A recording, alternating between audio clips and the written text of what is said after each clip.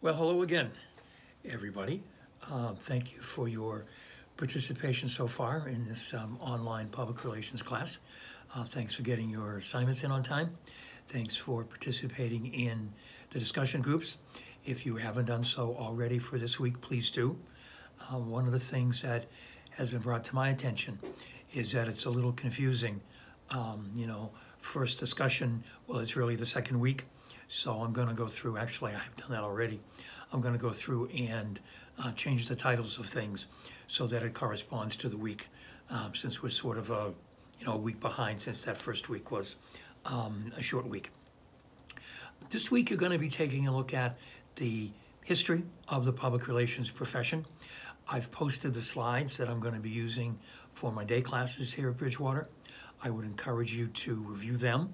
It'll give you a sense of some of the things that I think are important.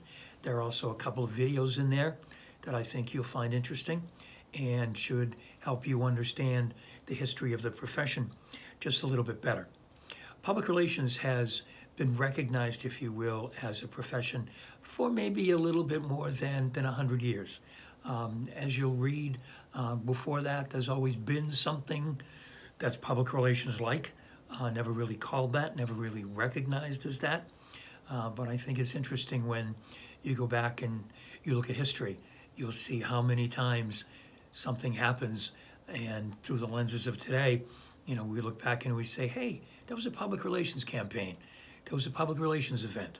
There was a public relations stunt. You're going to be reading about two gentlemen, Ivy Ledbetter Lee and Edward Bernays.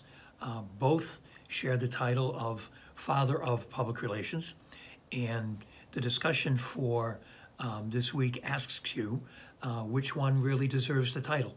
Obviously, generally speaking, you can only have one father of something.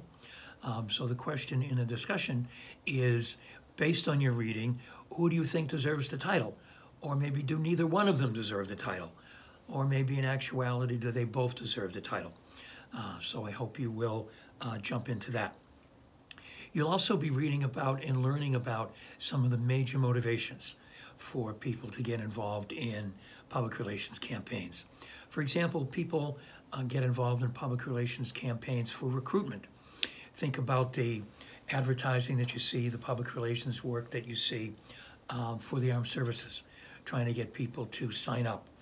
Think about the things that you see on social media, for example, for your local YMCA or Boys and Girls Club, trying to encourage people to get involved in various programs. That's recruitment.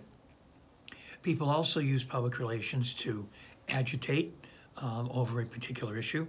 I suppose the best example that I can think of is people for the ethical treatment of animals. They certainly agitate. They're certainly very forceful and very aggressive over that issue.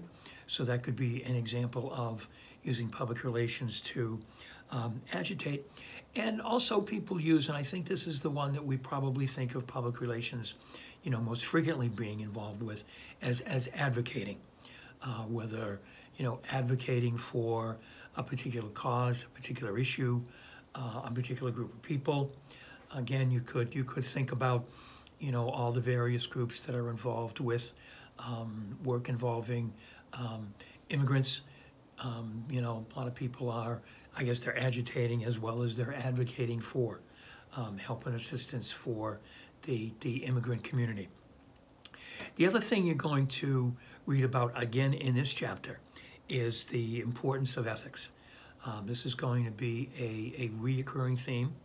As I think I may have mentioned in the previous video, the public relations, the communications function in an organization is considered many times the conscience of the organization, because public relations, communications, we're the ones with a code of ethics. We're the ones that have clearly defined what's right and what's wrong, what's possible, what isn't possible. And the idea of ethics and some of the things that are involved in it is expanded in this particular chapter. So I hope you'll enjoy reading about the history of the profession. I also hope that you are, watching the lead up to the Super Bowl and thinking about what a massive public relations campaign that is, and the work that has to go on in terms of getting that organized and pulling that off. One of the things that you read about in the last chapter is the fact that, you know, public relations has to be a function of management. Public relations, to be effective, also has to have a plan. And even though, you know, the NFL certainly makes mistakes in a lot of other areas, they certainly do a wonderful job promoting the Super Bowl. So again, as you sort of watch the week unfold, I hope you're paying attention to it. I am making this video on Wednesday. I leave tomorrow for San Diego for a couple of days. I thought I was heading off to good weather, but apparently not.